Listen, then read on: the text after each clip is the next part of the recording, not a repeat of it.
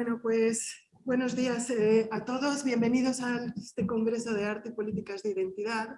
Los que venís de fuera, pues súper bienvenidos. Los que no, gracias a todos por el esfuerzo de estar aquí con todos nosotros, acompañándonos en este esfuerzo común de realizar la investigación, ¿no?, que nos sirve a todos.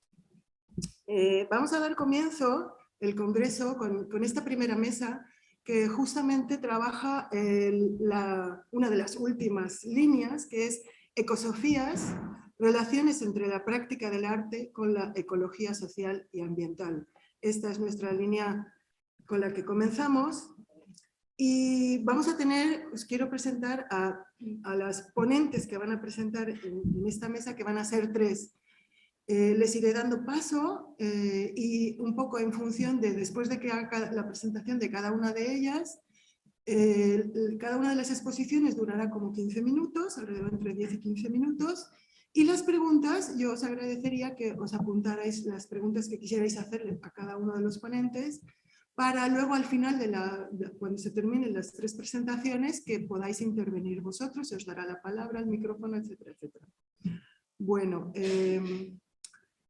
esta primera mesa está relacionada con la ecología, evidentemente, y con la ecosofía. ¿Pero qué significa esta palabra? Bueno, todos conocemos a estas alturas el significado de la palabra ecología y la ecosofía. ¿Y las ecosofías cuáles serían, no?, estas formas de pensar en torno a todo esto que nos rodea, ¿no? Pero el asunto es que nosotros, a ver, exactamente ecólogos no somos, estamos en una facultad de Bellas Artes, de Comunicación. ¿Qué es lo que hacemos los artistas? ¿Qué función es la que tiene el arte contemporáneo dentro de este tipo de ámbitos, ¿no? Bueno, pues sin ir más lejos y haciendo mención de lo que acaba de comentar Virginia, una de las directoras del Congreso, recuerdo cuando al principio estuvimos elaborando de cómo iba a ser toda la cuestión del Congreso y qué temáticas se iban a tocar, mencionó también, y también siguiendo a lo que ha dicho el vicerrector de Internacionales mencionando una película, bueno, Virginia recuerdo que mencionó una serie, ¿no?, cuando hacía alusión a todo esto de la ciencia ficción y de lo que vivimos y de la forma en la que la realidad siempre supera la ficción. Acabamos de vivir todos esto, ¿de acuerdo? Entonces no hace falta que mencionemos pandemia, etcétera, etcétera, pero bueno. Ella mencionó una serie que se llamaba The Collapse, fijaros, entonces yo me fui rápidamente a verla, una serie bastante interesante, francesa, muy chula, y algunas otras cosas más, ¿no? Bueno, en estos días, la semana pasada, sin ir más lejos, con todas las revueltas de lo que ha sido el combustible, las mismas imágenes que aparecen en esa serie se han pasado por la televisión, pero las mismas, la gente pegándose en las gasolineras, patadas para conseguir el combustible. Bueno, el origen es diferente, de acuerdo a todos estos movimientos sociales y toda esta cuestión de las huelgas, pero me ha impresionado muchísimo y es lo que estamos viviendo constantemente. Bueno, entonces, ¿qué sucede con estos problemas, con este problema de la realidad y de la naturaleza que nos está desbordando por todas partes? La forma en la que nosotros hemos maltratado como seres humanos todo el medio ambiente, todo lo que nos ha rodeado constantemente, pues ha hecho que nosotros, como artistas, hayamos desarrollado una capacidad de abordar todas estas cuestiones que nos rodean desde un punto de vista crítico, ¿no? Y nos hayamos organizado, al igual que el resto de la sociedad, en colectivos que tratan precisamente de ver todo esto que está pasando, pero no solo con una cuestión crítica, sino con una visión propositiva, porque frente a las corporaciones y a las grandes empresas, que por cierto están muy cómodos con esa visión catastrofista y de colapso, y como nos encanta un poco todo ese morbo de vamos a desaparecer, socorro, ¿qué va a pasar? Bueno, sencillamente la gente que nos dedicamos a las cuestiones creativas pensamos que este catastrofismo tampoco es la manera más adecuada de pensar, de ninguna manera. Entonces lo que tenemos que hacer es precisamente generar otra forma de pensar, otra forma de imaginar un futuro y otra forma de vivir nuestro presente. A ellos se están dedicando muchos colectivos de una manera pues muy activa, por eso algunas de las propuestas que se van a ver en estas tienen que ver con el activismo desde el punto de vista creativo o artístico, y con lo que está haciendo en este tipo de colectivos, ¿de acuerdo?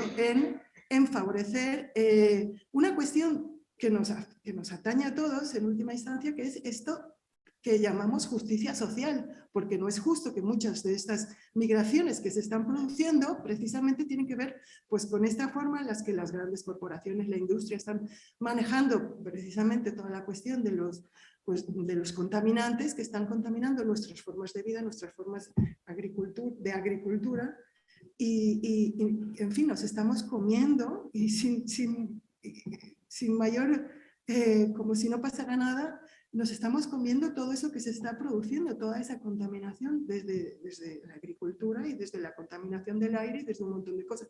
Esto está favoreciendo que muchos colectivos, mucha gente, muchas sociedades se tengan que desplazar a otros lugares porque están viendo que los sitios donde están viviendo pues están viendo inundados, diferentes. Todos conocemos esas circunstancias. Bien, entonces, más o menos hemos explicado de qué va a ir esta mesa, que mañana también tendremos otras conferencias de esta misma temática.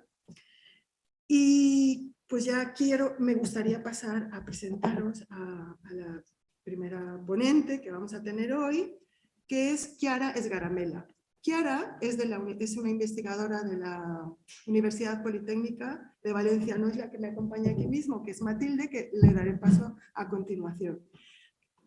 Chiara está en modo virtual y ella es, como os decía, investigadora postdoctoral de la Universidad Politécnica de Valencia y ha trabajado sobre todo con las intersecciones entre prácticas colaborativas y el arte relacionado con temáticas sociales. Ha sido Visiting Scholar del Center for Creative Ecologies de la Universidad de California en Santa Cruz, en Estados Unidos, y actualmente está realizando una estancia de investigación con el grupo de investigación Arte, Globalización, Interculturalidad en la Universidad de Barcelona. Paralelamente a su actividad académica, también desarrolla proyectos artísticos, pedagógicos y culturales relacionados con temáticas socioambientales y centrados en la agroecología, la soberanía alimentaria y el uso de la tierra. Bueno, pues precisamente entonces Chiara lo que va a hacer es hablarnos de uno de estos colectivos que han tomado las riendas de lo que está sucediendo en su entorno. En concreto se llama la plataforma Horta es Futur y con todas sus actividades han desarrollado este tipo de prácticas colaborativas que Chiara nos va a introducir. Pues te doy la palabra, Chiara. Muchas gracias. Muchas gracias, Inmaculada. ¿Me escucháis? ¿Me escucháis? ¿No? Sí. ¿Sí? Vale. Buenos días a todas y a todos y gracias a los organizadores por organizar este interesante congreso y también a Inmaculada por moderar la mesa. Voy a compartir ahora mi pantalla para que podáis ver mi presentación. Ya me decís si funciona todo bien.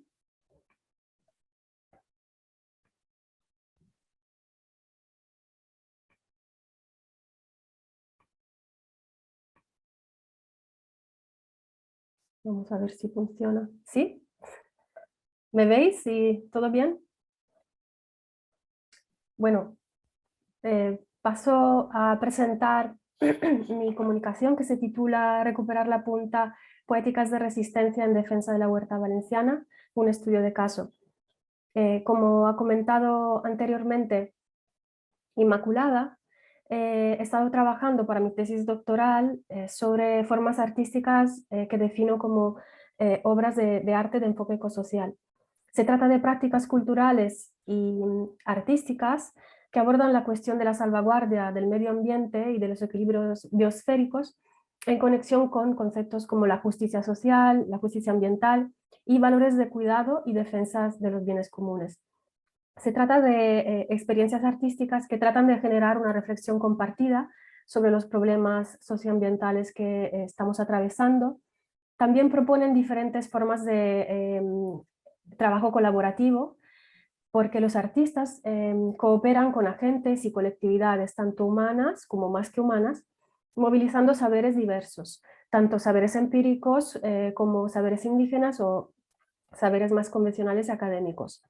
En particular me parecen interesantes estas experiencias artísticas porque cuestionan a través de sus propios procesos colectivos la idea del artista como genio individual y también tratan de contrarrestar las dinámicas de disgregación y atomización social que caracterizan nuestra sociedad neoliberal. Para sintetizar, como hemos dicho, estas experiencias artísticas tienen una estética colaborativa, digamos que representan una pluralidad de saberes, también experimentan con autorías difusas, colectivas y a veces anónimas, y están muchas veces enraizadas en el territorio, en el contexto de referencia donde se desarrollan. Finalmente, también se caracterizan por unas temporalidades dilatadas, por un desarrollo a lo largo de, digamos, de tiempos dilatados, y tratan de contrarrestar ese sistema de, digamos, productivista y basado en la rapidez y que caracteriza, digamos, el mundo cultural del capitalismo cognitivo. Espero que puedan ver mis diapositivas, no lo sé si todo se está viendo bien. Simplemente mencionarles que tratándose digamos, de un área de experimentación interdisciplinar, el enfoque metodológico que he adoptado en este caso de estudio ha sido híbrido. Entonces hemos, digamos, consultado fuentes que vienen de la teoría del arte, de la ecología política, de la práctica artística, pero también de las ciencias sociales. Sobre todo hemos tomado prestados algunos métodos de investigación típicos de las ciencias sociales, como son, por ejemplo, la observación participante o la realización de entrevistas a numerosos agentes implicados en las prácticas artísticas y activistas que vamos a ilustrar. En concreto, como ha dicho antes Inmaculada en la presentación, voy a hablar de una experiencia que tiene que ver con el territorio de La Punta. Se trata de una pedanía rural en el sureste del municipio de Valencia, como pueden ver en el mapa. Se trata de una zona tradicionalmente dedicada a la huerta, era una zona de huerta productiva, y como veis tiene una extensión muy significativa en lo que es, digamos, el área metropolitana de la ciudad. A partir de los años 90 del pasado siglo, este territorio ha vivido un violento proceso de reconfiguración territorial, porque el ayuntamiento generó, junto con el puerto de la ciudad, un plan especial de urbanización para la creación de la zona de actividades logísticas del puerto, la ZAL, a través de la expropiación de tierras productivas. A raíz, digamos, de la aprobación de este plan, surgieron diferentes formas de resistencia. Los vecinos y las vecinas de La Punta se organizaron en diferentes asociaciones y organizaron también, digamos, manifestaciones de protestas e iniciativas culturales para sensibilizar la población. A pesar de estas luchas, entre 2000 y 2003, el Ayuntamiento de Valencia, entonces administrado por Rita Barberá, llevó a cabo la sistemática destrucción de alquerías y huertas a través de un fuerte despliegue policial y también del uso de maquinaria pesada.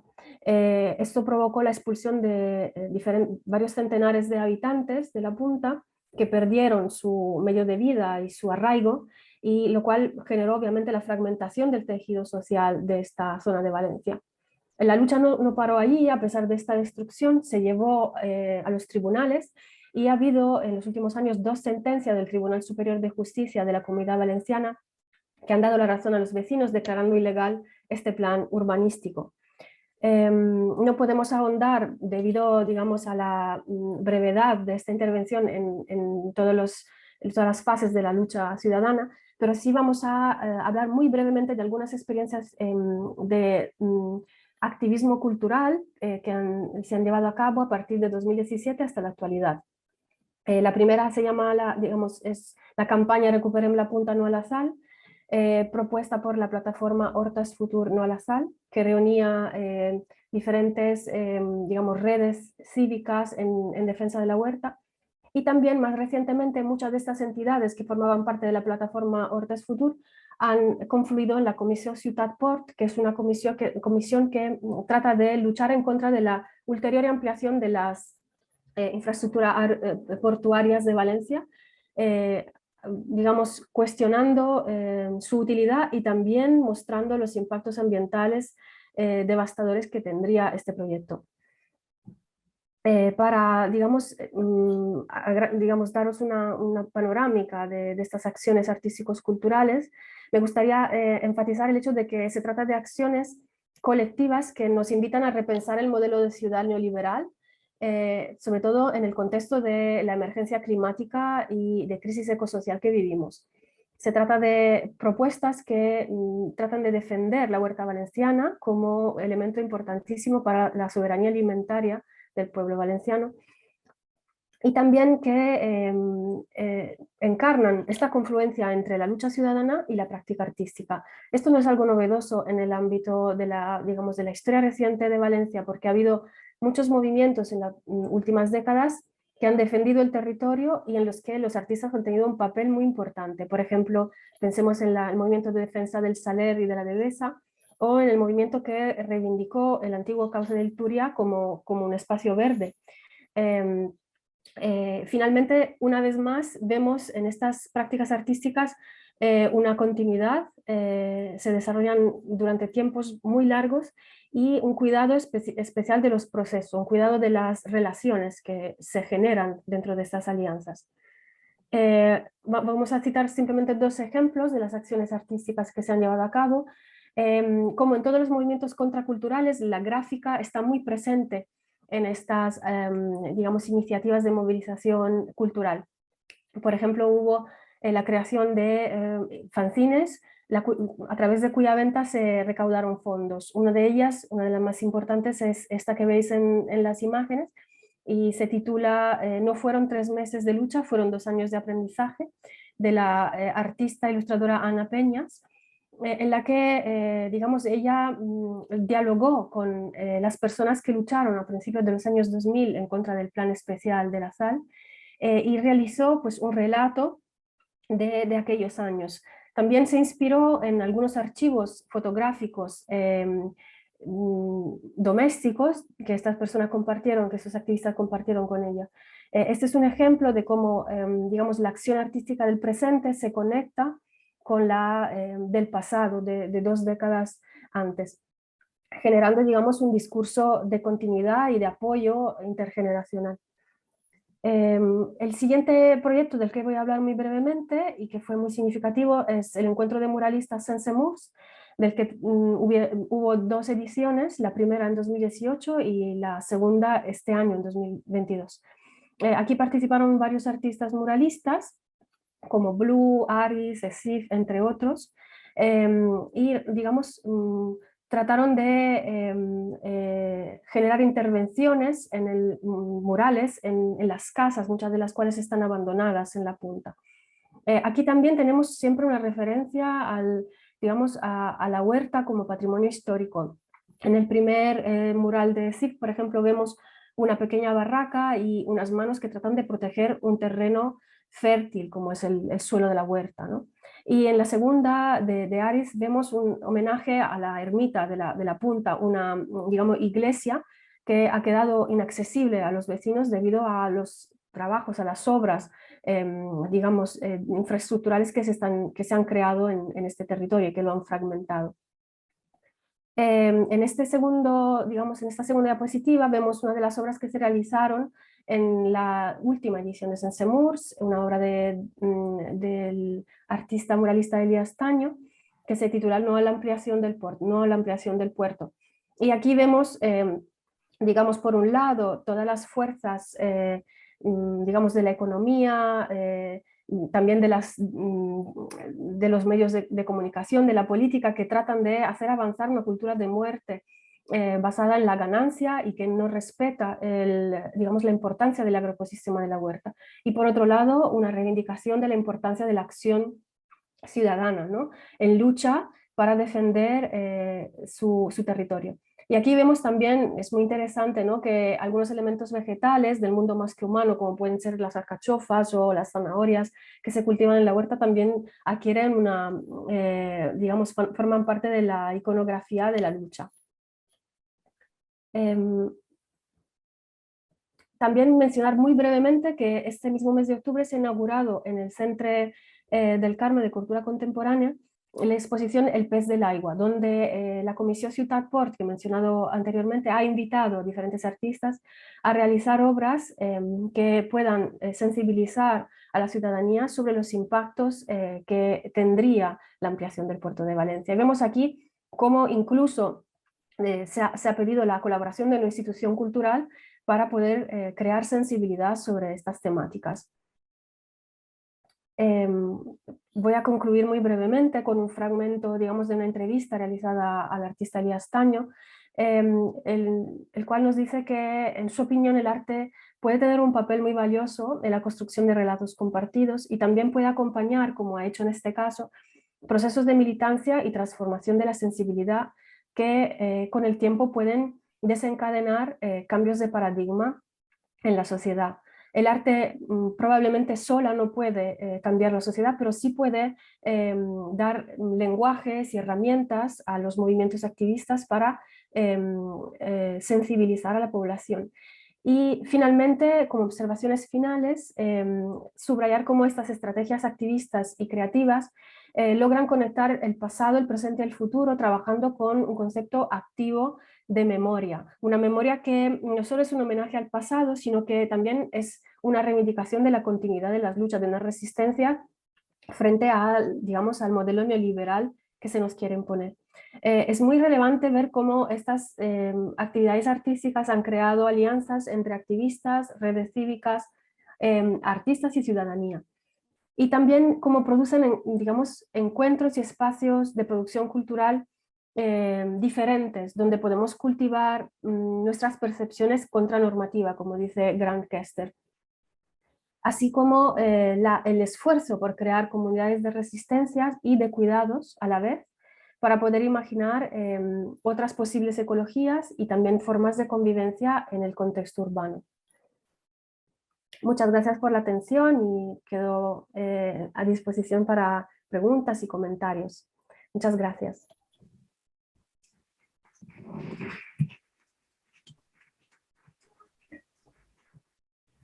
Muchas gracias, Chiara. Como vemos, los artistas sí tenemos mucho que decir y mucho que hacer frente a la realidad esta que nos está atropellando. Pero vamos a tomar un poco la reflexión a través de todas las ponencias que tenemos aquí. Dentro del Congreso se habla de lo que es la resiliencia y nada más quisiera como recordar para que todos tengamos presente qué es esto de la resiliencia, ¿no? Resiliencia. Es, bueno, en principio no es ver lo que pasa y superar lo que pasa, o sea, gente que se enfrenta a problemas y sobrevive, sino también qué es lo que hacemos con esto que nos sucede, ¿de acuerdo? No es tanto sobreponernos a aquello que nos sucede, sino con todo esto que nos sucede,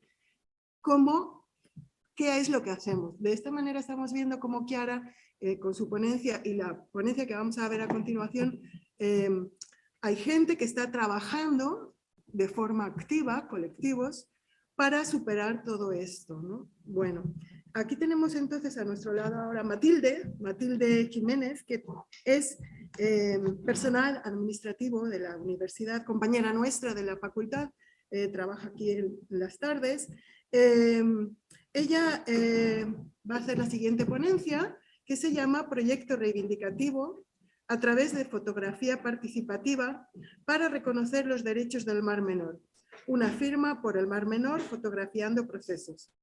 Su ponencia tiene que ver con este tipo de cuestiones de colectivos que consiguen también, como es el caso, de que se les reconozcan los derechos a la naturaleza. Se trata de colectivos que trabajan en concreto en estas asociaciones vecinales, como es, por ejemplo, la del Mar Menor, Banderas Negras, que están trabajando a través de un proyecto impulsado por la catedrática Teresa Vicente, que tiene la Cátedra de Derechos Humanos y de Derechos de la Naturaleza de la Universidad de Murcia.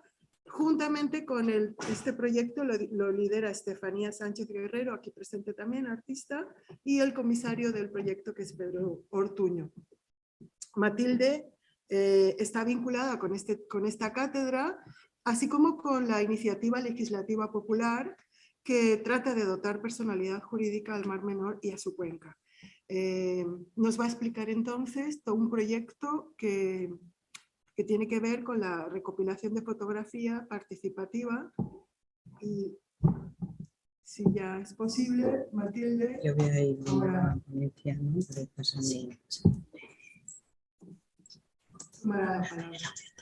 Gracias. Carga, ¿verdad?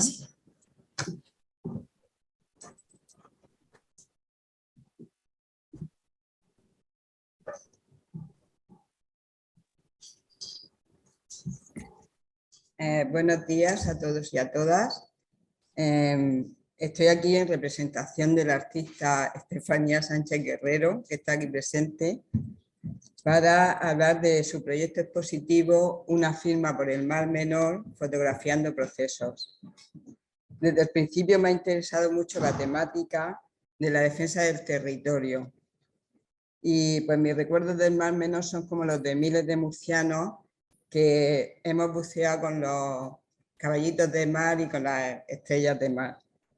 También me ha interesado bastante el hecho de que la autora se haya inspirado en las misiones pedagógicas de los años 30, ya que ella ha llevado este proyecto por toda la geografía española, dándole con ello una gran difusión a la tragedia medioambiental.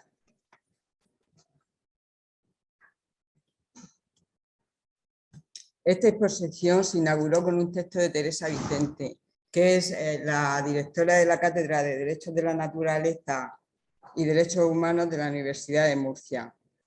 Ella también es la principal promotora de la ILP, la Iniciativa Legislativa Popular para dotar de personalidad jurídica al Mar Menor. Voy a leer el texto a continuación. Ninguna comunidad humana puede preservar su vida e identidad si no respeta el entorno natural que la sustenta y la acoge. La historia de la comunidad murciana es inseparable de la historia del Mar Menor. La mayor laguna salada permanente de Europa es un ecosistema único, una riqueza natural y cultural que es patrimonio de todos y que todos debemos de cuidar y proteger. En las últimas décadas, las élites políticas y económicas de la región han permitido su acelerada degradación.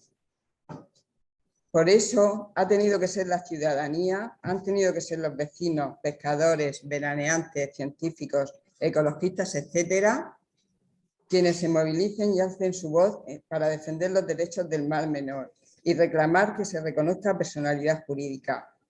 La muerte de la laguna se siente como una pérdida irreparable.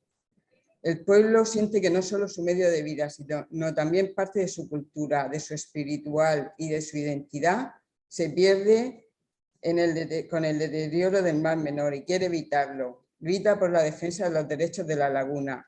Llora por el daño que le ha ocasionado y lucha por devolverle la vida que le pertenece.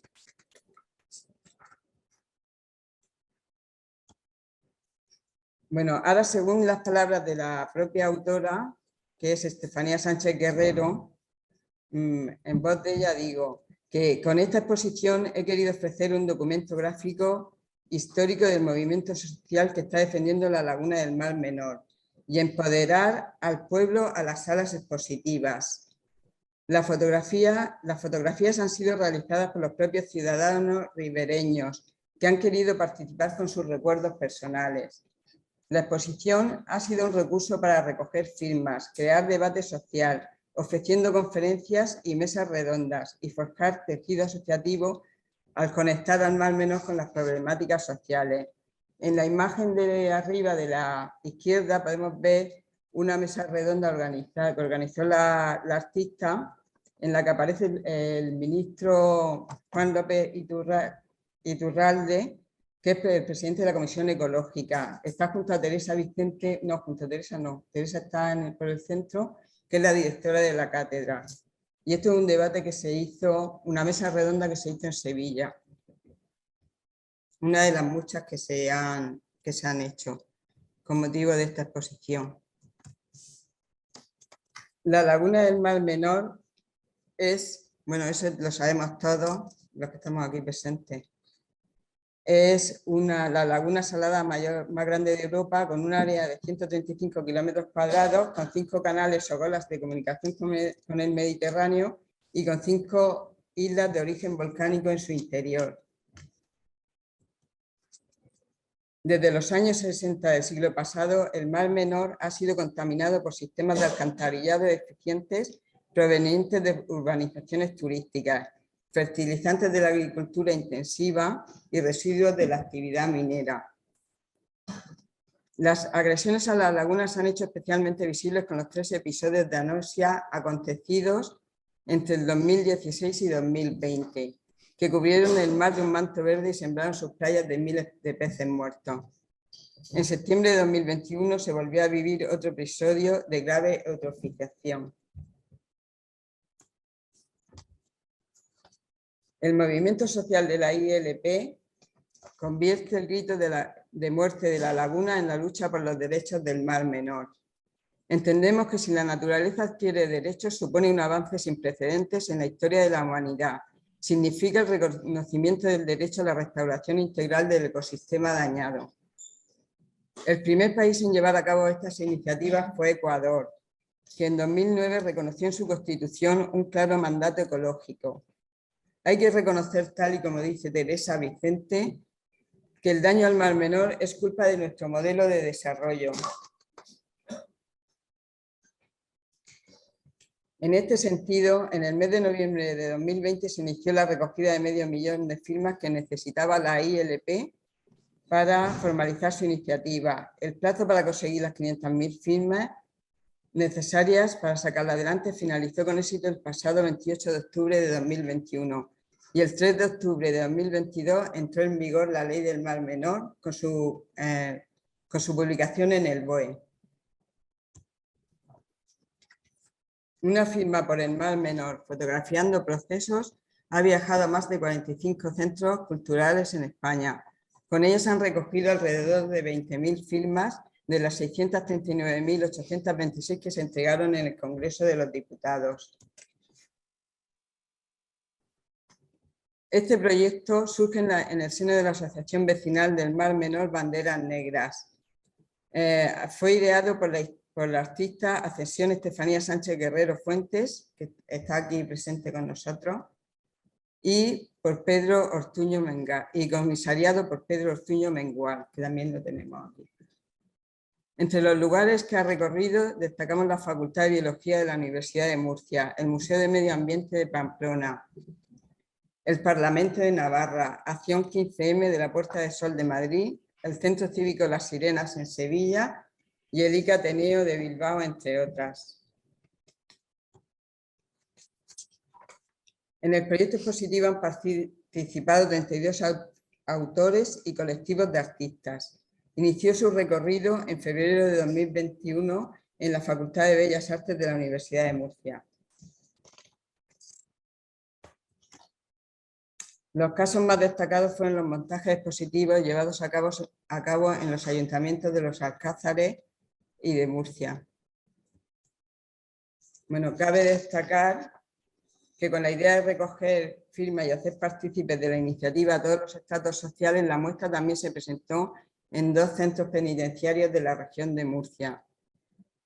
En el centro de Sangonera fueron los propios reclusos los que, a través de un taller didáctico impartido por Teresa Vicente y Pedro Ortuño, seleccionaron participativamente las imágenes que consideraban representaban mejor la catástrofe medioambiental y decidieron el recorrido que éstas debían tener para su mejor entendimiento, organizando ellos mismos sesiones explicativas de la situación de la laguna.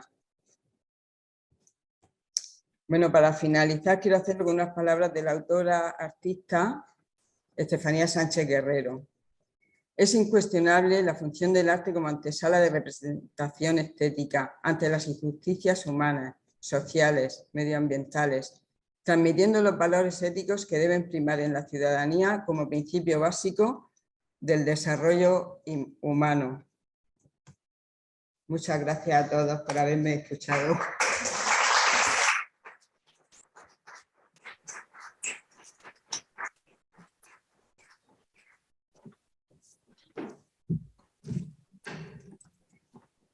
Muchas gracias, Matilde. Bueno, pues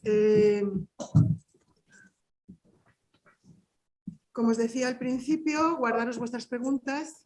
Falta una de las ponencias de esta mesa. En esta próxima ponencia va a intervenir Violeta Nicolás.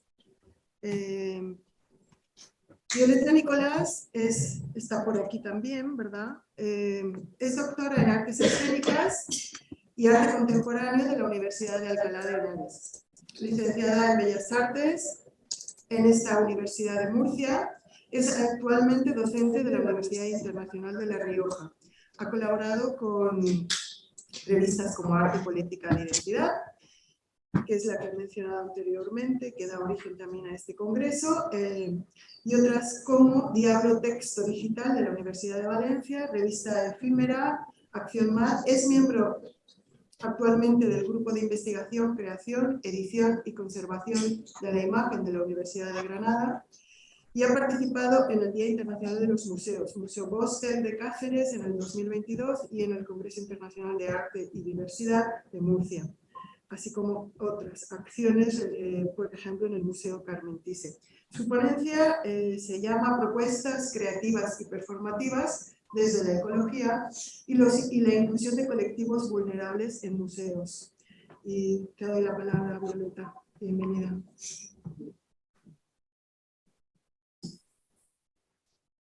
Hola, buenos días. Nada, estoy muy contenta de poder participar en este congreso, además en esta facultad donde yo estudié y donde Inma fue también mi profesora y un buen ejemplo, así que nada, pues encantada. Voy a compartir pantalla, ¿verdad? Para ver...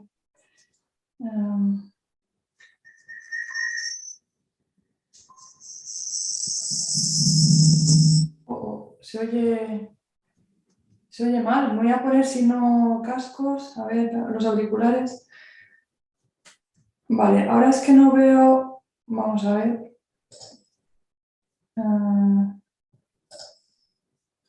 No.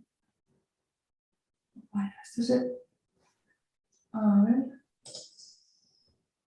Un momento. Perdonadme porque un problema técnico. A ver si puedo compartir la pantalla que quiero.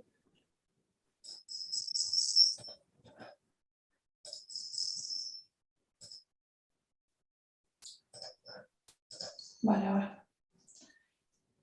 Bueno, pues voy a comentar algunas propuestas performativas que reflexionan sobre estos temas que son de interés sobre la ecosofía, bueno, de la que ya hemos ido hablando, y también del papel de los museos para reflexionar, bueno, cuál es su papel, ¿verdad?, para innovar y para aunar este interés, pues, por el medio ambiente, por el entorno, por cómo lo percibimos y también por esta inclusión de estos colectivos denominados vulnerables.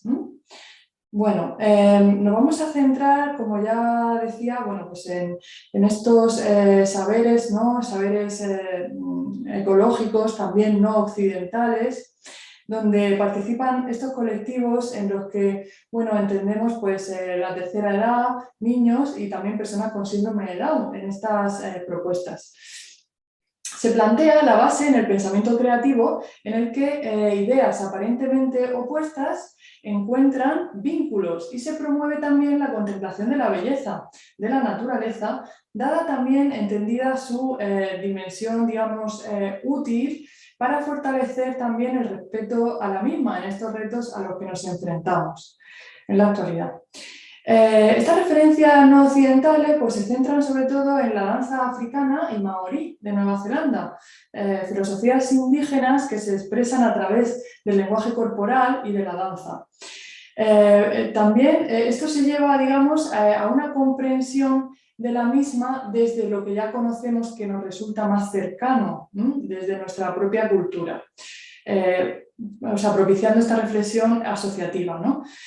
Se plantea, como ya comentaba antes, pues eso, la necesidad de esta innovación por parte de los museos que deben de dar, digamos, ejemplo y mostrar, pues también desde una actitud positiva, digamos, pues esta manera de incluir, ¿no?, a todos los ciudadanos como sujetos que aporten valor y alternativas a la percepción del entorno. Bueno, aquí también ponía alguna cita que me parece interesante, ¿no?, sobre esta idea pues, de la belleza, ¿no?, y su capacidad para transformar, ¿no?, su capacidad transformadora. Bueno, el interés también por lo performativo se centra pues, en las ideas de Joseph Beuys, también de Esther Ferrer, que nos indican, pues eso, que la performance está, digamos, al alcance de todos, que cualquiera puede ser performer, ¿no? Esta es una idea también, digamos, interesante, ¿no? Desde este punto de vista. Además, que como ya sabemos, pues ha estado ligada a esta disciplina, digamos, artística, que, bueno, intenta evitar precisamente la catalogación como en una disciplina, ¿no? Como, digamos, muy cerrada. Y tiene su origen en la crítica social, ¿no? Aunque ya está, pues eso, integrada en los museos a nivel institucional y demás desde hace décadas. El interés se centra también en esta disciplina en su relación con el ecofeminismo, donde la figura de la mujer se presenta como alegoría de la naturaleza y se plantea el conflicto con la misma. De ahí la necesidad de mostrar también la vulnerabilidad y la potencia, ¿no? De ambas. Este paralelismo se observa en los colectivos vulnerables, ¿no? En lo que también se ha denominado ecoinclusión. Se encuentran, no se encuentran demasiados ejemplos en el ámbito artístico donde estos colectivos participen, digamos, en el proceso de creación de una manera, digamos, más activa como artistas y que también se interesen estas prácticas por saberes no occidentales, ¿no? Como en las propuestas pues, que aquí nos ocupan. Bueno, sobre el tema del cambio climático, de la necesidad, sobre reflexionar sobre la ecología, no hace falta que abunde mucho en ese tema. Simplemente, pues eso, como hemos dicho, los museos deben contribuir, ¿no? a fomentar estas reflexiones y estas prácticas y también desde puntos de vista de la igualdad de género, también de la conciliación familiar y la inclusión, como ya decíamos. Bueno, aquí también otra idea, ¿no? Sobre la capacidad transformadora de lo performativo al liberarnos, ¿no? De pragmatismo en acciones sencillas y también en base al pensamiento divergente y al pensamiento creativo, en el que se cuestiona la rutina sostenida en el pensamiento lógico, digamos, habitual. En estas propuestas, que vamos a ver ahora imágenes, pues se centran en elementos de la naturaleza. Y en estas propuestas que han sido llevadas a cabo han sido llevadas a cabo en el Museo Bostel de Cáceres, Malpartida, y también en el Carmen Thyssen de Málaga, donde una de ellas pues, obtuvo un premio, ¿no? En la convocatoria Enigmas. Pues ahí se centran en estos elementos de la naturaleza y subrayan su belleza, ¿no? Promoviendo también de esta manera esta capacidad transformadora que decíamos y también el interés por valorarlo y por cuidarlo a la vez, ¿no? Se propicia la identificación con los mismos al enlazar con la lectura también de poemas, ¿no? Con la poesía, con distintas disciplinas, aparte de la imagen, lo performativo, también la poesía, donde aparecen representados y pueden generar o recordar vínculos. Bueno, aquí también quiero mostrar algunas imágenes. Aquí está la idea esta de la imagen de la pompa, ¿no? Que no se explota al entrar en contacto con la espina del cactus, ¿no? Entonces aquí sí que hay un concepto interesante, que es esta fortaleza y esta vulnerabilidad, esta fragilidad, ¿no? También en este paralelismo que decíamos del ecofeminismo y de la ecoinclusión. Bueno, aquí algunas ideas más. Aquí algunas imágenes de esta poesía escénica o de esta performance realizada en el Museo Thyssen, donde vemos esto. Aquí también vamos a comentar, bueno, algunos aspectos más. Aquí aparece el tema del hielo, de la flor y estas cuestiones. Se proyectan, bueno, en este caso del Museo Thyssen, fotografías de cactus y pompas de jabón en simbiosis. Además se realiza también ahí en vivo, ¿no? Y sobre un cactus que tiene forma redonda, aquí también en este paralelismo de formas, ¿vale? Y para esta expresión, ¿no? De la fortaleza que comentábamos. En el caso de nube de hielo florecida se utiliza con el tema del hielo y también con el generar una comunidad al pasar, se va pasando de mano en mano. Bueno, aquí también vemos más imágenes. Se va pasando de mano en mano esta pirámide de hielo y se van leyendo versos que tienen que ver con la naturaleza y con la poesía. Luego también se hacen en esta performance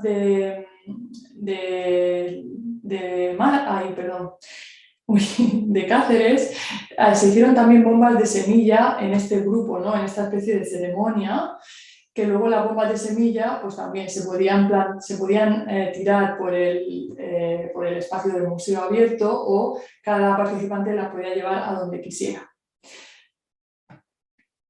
Bueno, aquí también luego se finalizaba esta performance, esta ceremonia, este ritual, indicándole a los asistentes que podían escribir pues, unos versos que estuvieran relacionados con la naturaleza en billetes, ¿no? También para hacer este paralelismo de poner en valor pues, este tema, ¿no? De la naturaleza, el dinero como objeto de cambio y demás.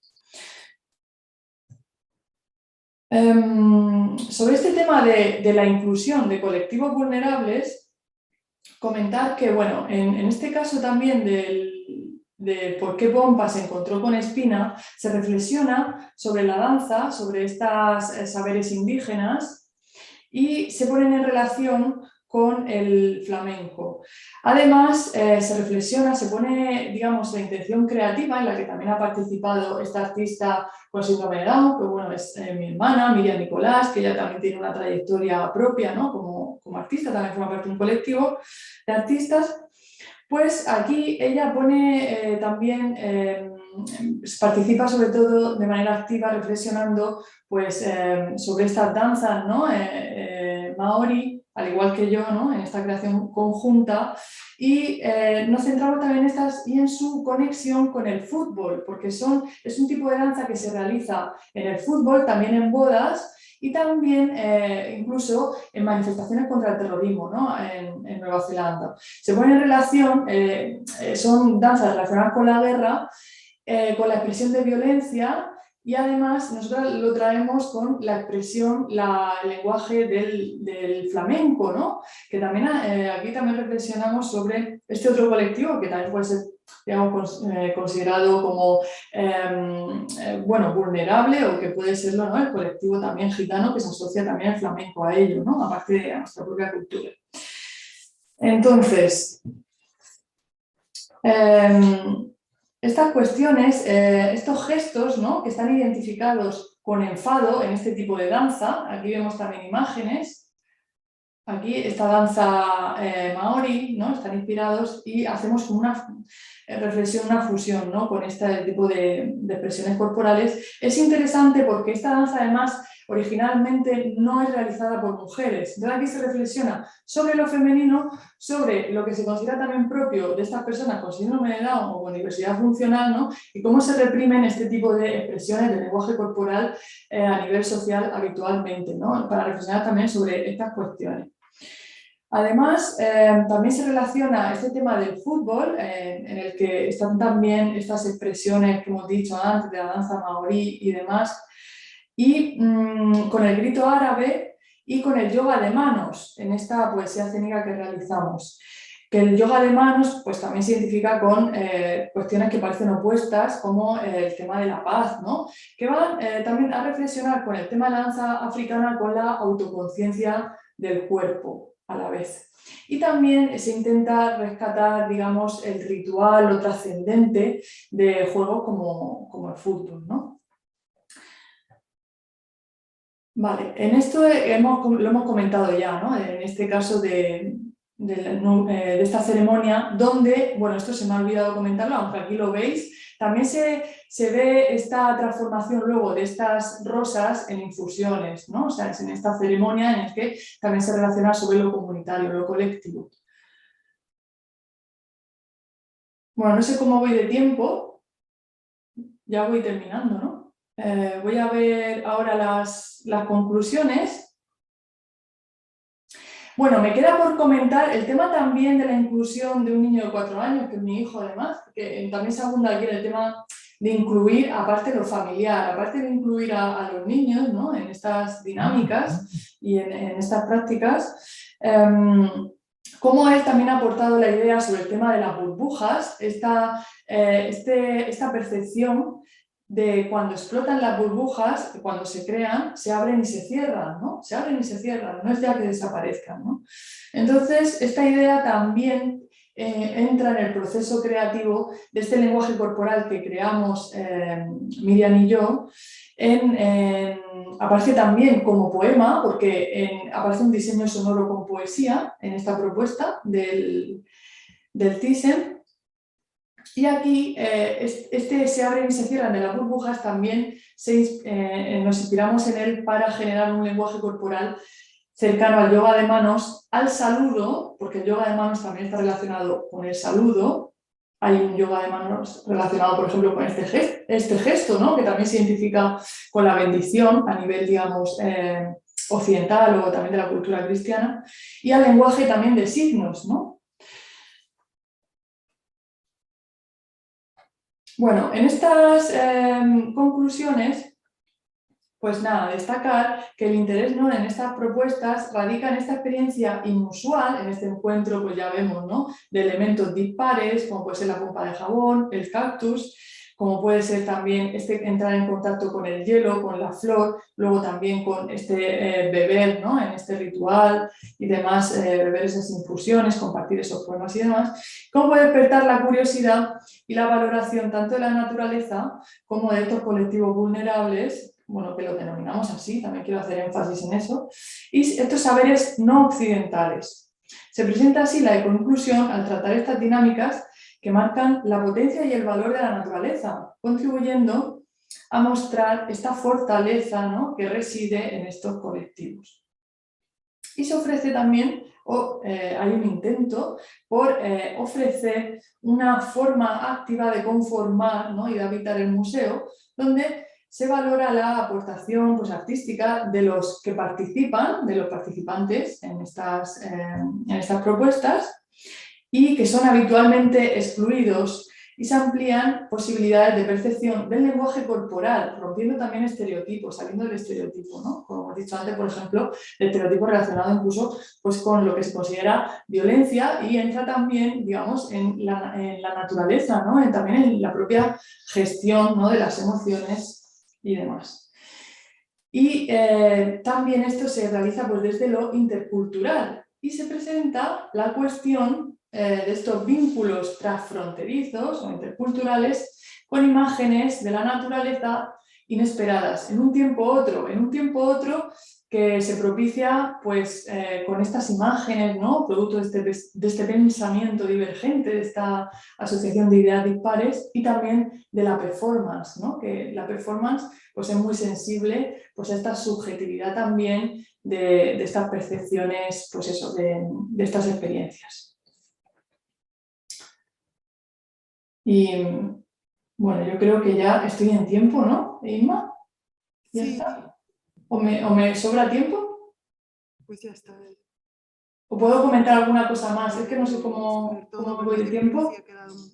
creo que sí ha quedado claro todo, Violeta. ¿Sí? Vale. Pues muchas gracias por tu intervención. Sí, me lo acabo de activar. Activado.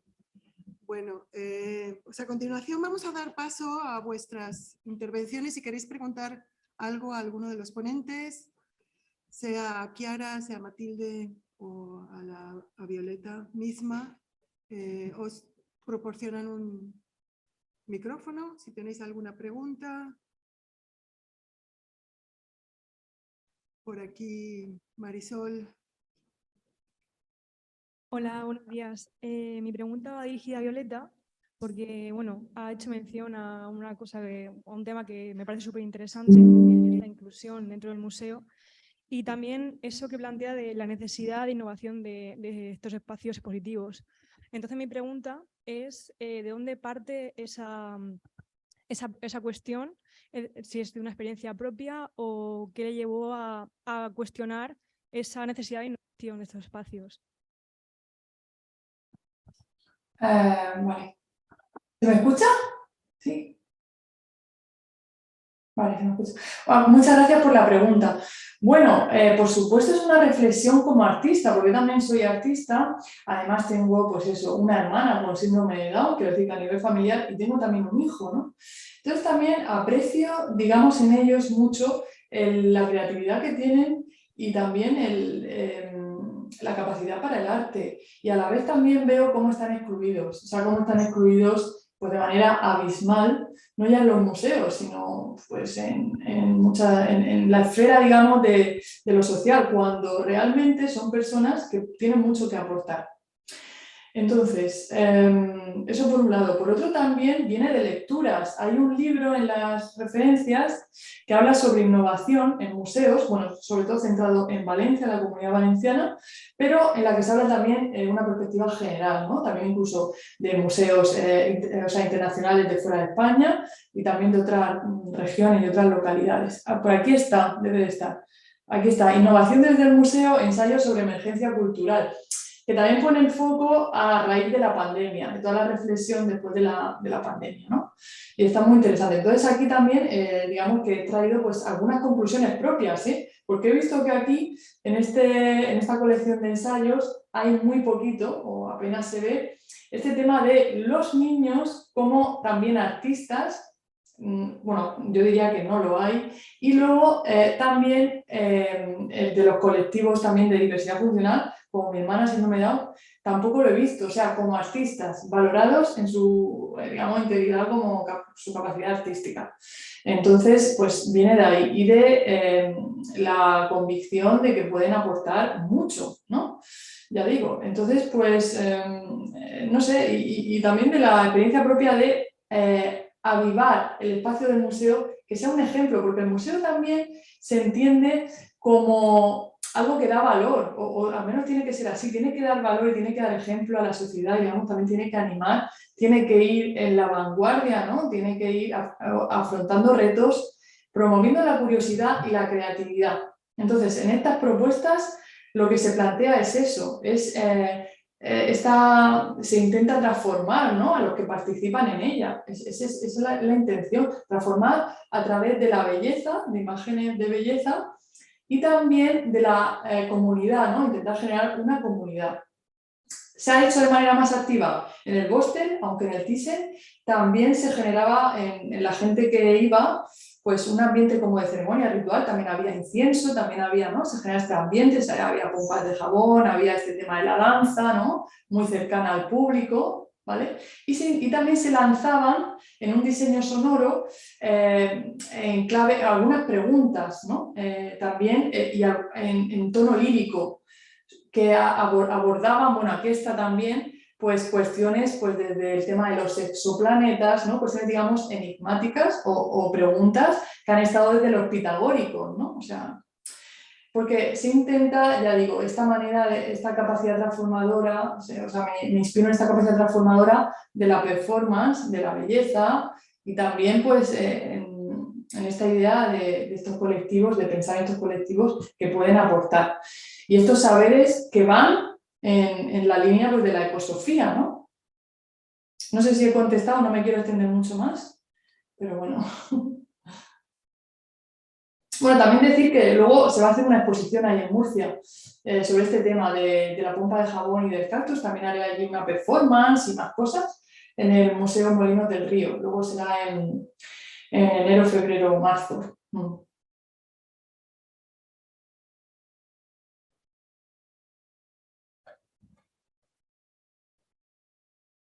Me gustaría conocer un poco más en profundidad algunas metodologías que se usaron en este proceso de fotografía participativa. Y bueno, nada, agradecer también al Congreso por todo.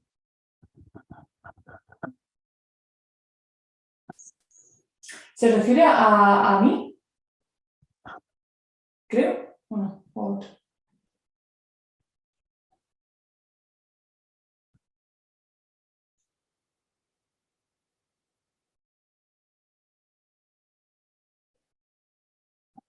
No sé si me ha preguntado a mí. ¿Es a mí? ¿A quién se dirige la pregunta?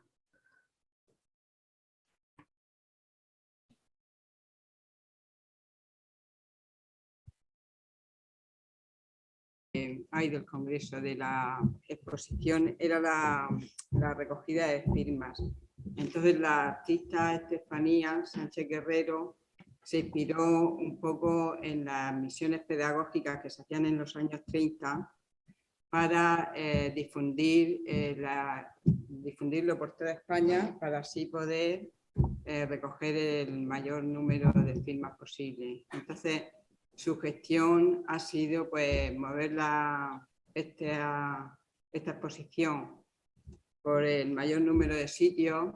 Ha intentado hacer muchos debates, bueno, ha hecho muchos debates, ha hecho charlas en institutos, bueno, ha organizado con gente que estaba muy interesada por la temática del Mar Menor y entonces tenía un ejemplo muy entrañable que era el de Ramón Gaya, que en la época antes de la Guerra Civil también iba por las ciudades y formó parte de ese proyecto cultural solidario y yo creo que eso fue un poco lo que ha movido esta exposición, que ha sido tan importante para conseguir el objetivo, que era que saliera aprobada la ley del Mar Menor. No sé si contesta a tu pregunta o me he desviado un poco. Vale, gracias.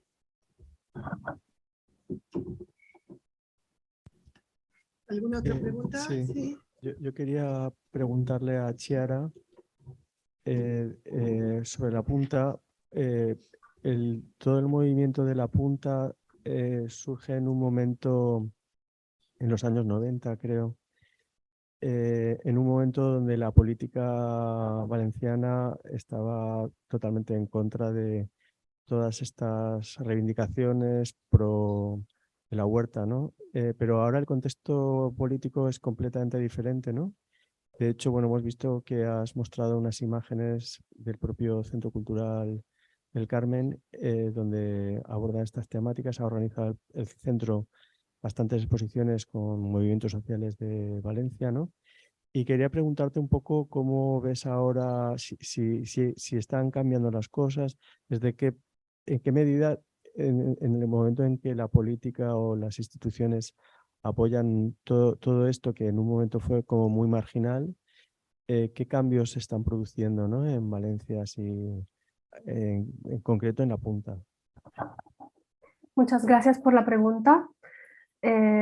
Sí, como has mencionado, realmente desde el punto de vista de las instituciones culturales hay una sensibilidad marcada hacia estas temáticas. El mismo Centro del Carmen de Cultura Contemporánea, bueno, es una institución que se ha declarado en emergencia climática, está constantemente mencionando, ¿no?, en su programación estos temas, invitando a artistas y pensadores a reflexionar sobre estas cuestiones tan importantes y, repito, me parece muy importante la elección de haber abierto las puertas del museo a una exposición que claramente está, digamos, tiene un perfil militante, ¿no? Está organizada por la Comisión Ciutat Port, en alianza con diferentes artistas y productores culturales.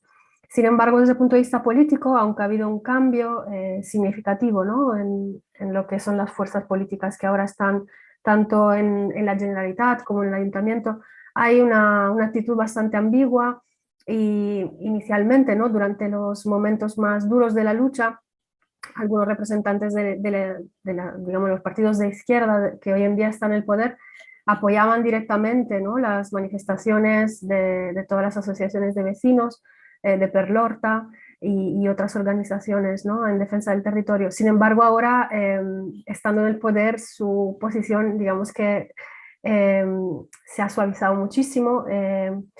Por ejemplo, como he mencionado, que ha habido 2 sentencias, ¿no?, que han declarado ilegal el plan de urbanización de la Sal, y aún así la Generalitat va a recurrir esa sentencia, ¿no? Que se ha repetido 2 veces, ¿no? Es bastante desalentador como panorama, ¿no? El ver que las instituciones que ahora están gobernadas por fuerzas progresistas de todas maneras continúan con unas inercias, ¿no?, de este modelo desarrollista de querer una ciudad hiperconectada desde el punto de vista comercial, desde el punto de vista turístico. No están obstaculizando el proyecto de ampliación del puerto, que tendrá, pues, consecuencias muy graves a nivel ambiental si se llevará a cabo, ¿no? Entonces,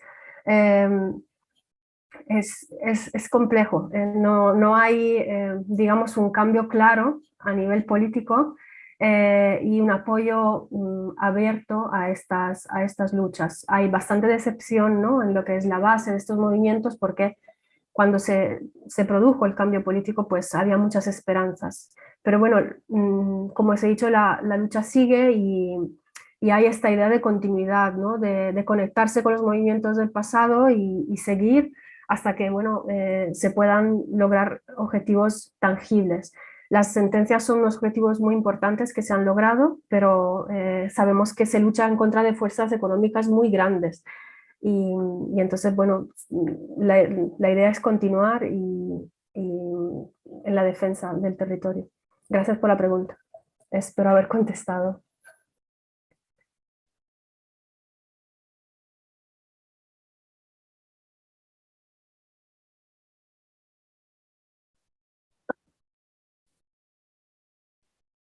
Hola, ¿qué tal? Buenos días.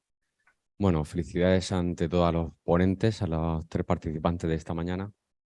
Y yo, más que una pregunta, quiero lanzar una reflexión, ya que soy murciano y, y pensaba digo, que esto nos iba a formular hoy. Estamos en Murcia y hay un paralelismo con la huerta valenciana. Entonces, una reflexión hacia la ponente Chiara, ¿no? Porque estamos sufriendo lo mismo. Una degradación de la huerta, ¿no? Una serie de procesos como entubamientos, ¿no?, y soterramiento de azarbes, acequias y demás. Y esto pues se está intentando defender con plataformas como Wermur, no sé si les suena, pero bueno, me sentía identificado y muy paralelo, ¿no?, a esta proximidad con Valencia. Y creo que estando aquí en la Facultad de Bellas Artes, creo que esto podría lanzarse una especie de alegato en defensa de la huerta a nivel de una acción artística y social, ¿no? Es decir, y esto depende de los estudiantes, pero sobre todo del profesorado de Bellas Artes, que promueva algún proyecto en defensa de nuestra huerta, ¿no? Que yo me he criado en ella y prácticamente pues, se ha ido perdiendo, ¿no?, en la zona donde vivo y ha desaparecido casi por completo, ¿no? No por completo, pero bueno, con esta tendencia pues prácticamente nos quedaremos sin esta huerta que en su momento fue un centro incluso de sistema regadío a nivel mundial, ¿no?, en la época medieval, con la implantación de los árabes y supongo que en Valencia igual, con nuevos elementos, ¿no?, de arbolado, ¿no?, que importaron a nuestra tierra y que, bueno, que realmente que tenemos que mantener y proteger. Solo era eso, ¿vale?, esta reflexión. Gracias. Disculpadme, yo quería decir algo, bueno, me parece muy interesante la reflexión, pero quería aportar algo, bueno, pienso que puede ser una aportación, y es que resulta que, bueno, así dicho quizás, pero en casa de mis padres, bueno, yo soy de allí de Murcia y demás, yo vivo en Madrid, pero soy de allí y tal, y tienen varios sacos de algarroba. Entonces, bueno, el algarroba, no sé si, bueno, seguro que lo sabréis ahí alguno, no sé si todos o alguno de vosotros, pero favorece cuando es plantada en zonas de costa, ¿no?, para los agricultores, pero que están en zonas más costeras. Entonces, bueno, yo lo dije desde, digamos, mis redes sociales, que yo lo ofrezco o pienso que se puede hacer algo con eso, de plantarlo, hacer alguna acción o algo, porque esto, digamos, que beneficia, ¿no? Podría beneficiar el Mar Menor si se planta, ya digo, en zonas costeras. Yo lo dejo ahí, ya que habéis comentado esa reflexión sobre quizás hacer algo, pues si puede ser de utilidad en algún momento, yo ofrezco, en fin, esas semillas, ¿no?, con las que se hacía antiguamente, bueno, y se hace todavía, chocolate, ¿no? No sé si lo sabéis, chocolate de la algarroba, también forma parte de la cultura murciana, y también creo que el café, ¿no?, se utilizaba para el café. Pero bueno, nada, solo eso. Gracias. Simplemente quería añadir Pues una cosa. decirte que recojo lo que acabas de decir para la asociación que estamos creando, que se llama, como habéis visto en la entrada, Alianza Mar Menor, Amarme, se llama la asociación. y voy a recoger tu petición a llevársela a esta asociación, que sí que estamos queriendo hacer un bosque litoral. ¿Vale? Gracias. Bueno, perdonad, pues ya nos ponéis en contacto, por favor, ¿no? Te refería a mí, ¿no? Con lo del algarrobo. Pues a ver cómo hacemos para pasar el contacto. Entonces,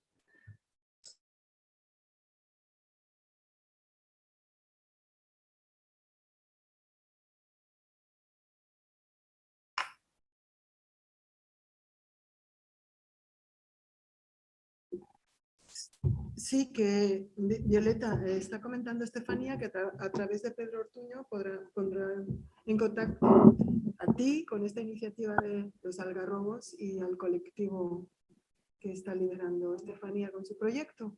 genial, gracias. ¿Tenemos otras preguntas?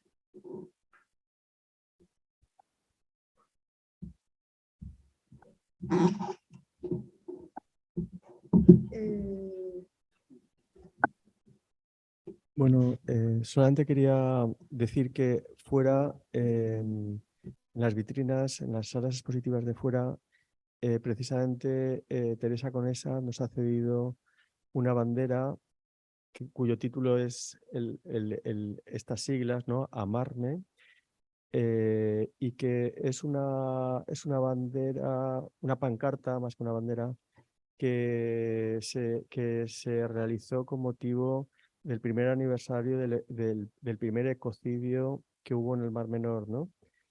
Un año más tarde, pues para conmemorar toda esta desgracia y que no cayera en olvido, se juntaron una serie de asociaciones vecinales del entorno al Mar Menor y se agruparon bajo esas siglas, ¿no? de Amarme, Alianza por el Mar Menor.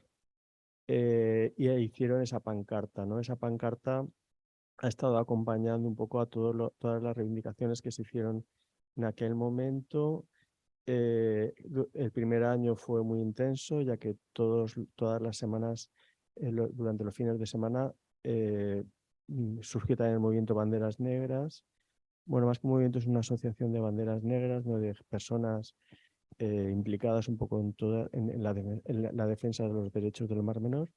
Y esa pancarta estuvo pues presente semanalmente en todas las manifestaciones que estuvieron haciendo en torno al Mar Menor. Entonces, bueno, como ha salido aquí un poco a raíz de lo que ha comentado Estefanía de la asociación esta de Amarme, deciros que precisamente fuera tenemos expuesta esta bandera, ¿no? Que realizada por Teresa Conesa.